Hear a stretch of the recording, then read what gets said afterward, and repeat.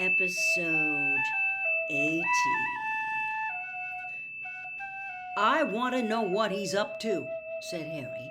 And don't tell me it's all in my head, not after what I overheard between him and Snape. I never said it was all in your head, said Ron, hoisting himself up on an elbow in turn and frowning at Harry. But there's no rules saying only one person at a time can be plotting anything in this place. You're getting a bit obsessed with Malfoy, Harry.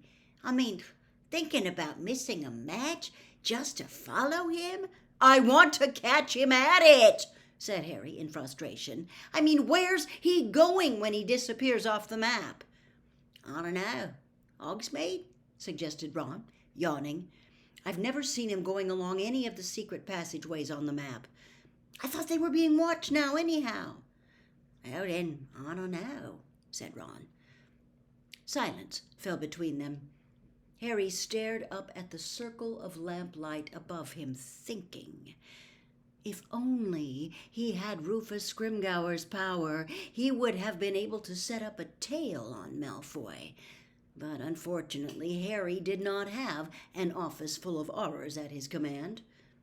He thought fleetingly of trying to set something up with the DA, but there again was the problem that people would be missed from lessons.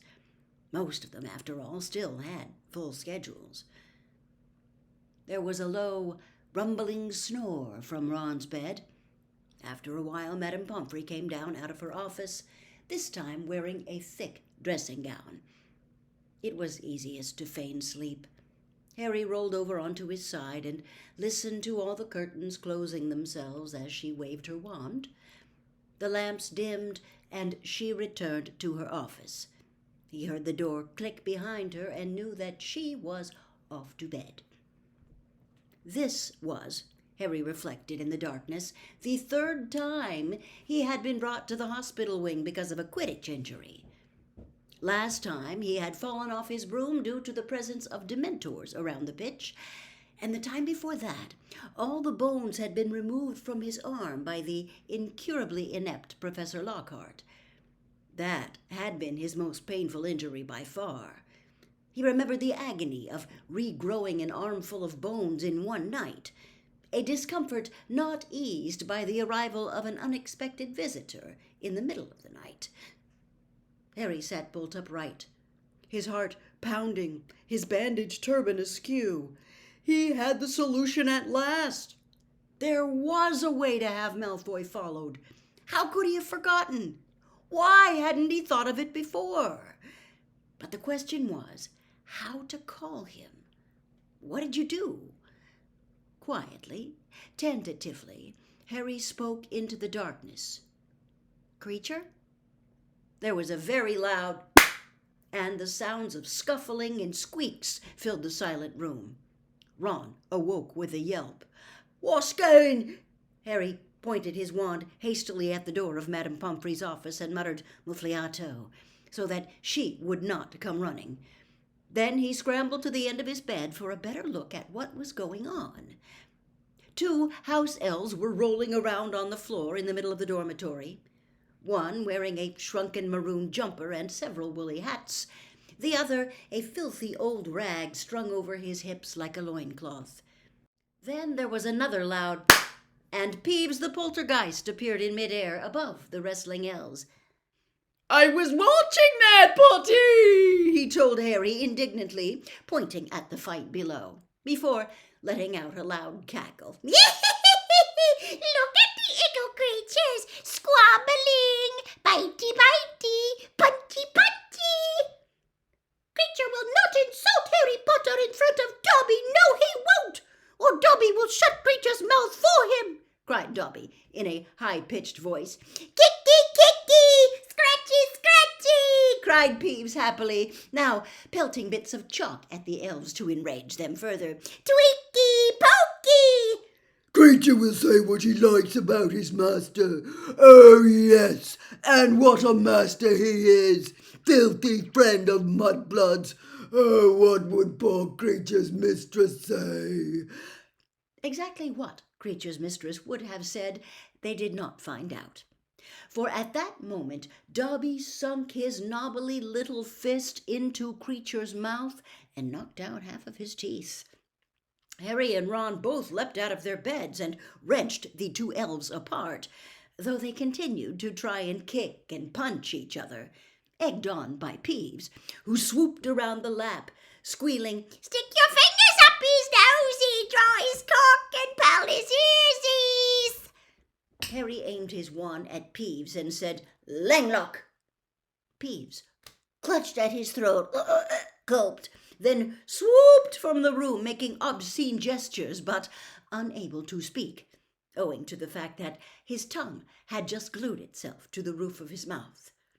"Nice one," said Ron appreciatively, lifting Dobby into the air so that his flailing limbs no longer made contact with Creature. "That was another Prince hex, wasn't it?" "Yeah," said Harry, twisting Creature's wizened arm into a half Nelson. "Right. I'm forbidding you to fight each other.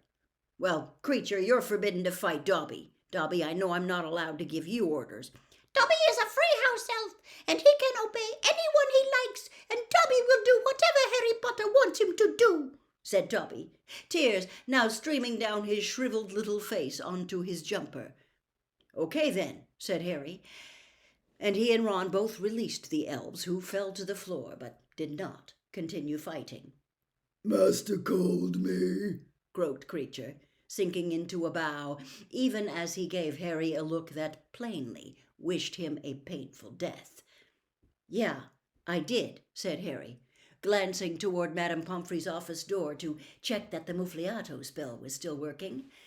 There was no sign that she had heard any of the commotion. "I've got a job for you." "Creature will do whatever Master wants," said Creature, sinking so low that his lips almost touched his gnarled toes. "Because Creature has no choice. But Creature is ashamed to have such a master.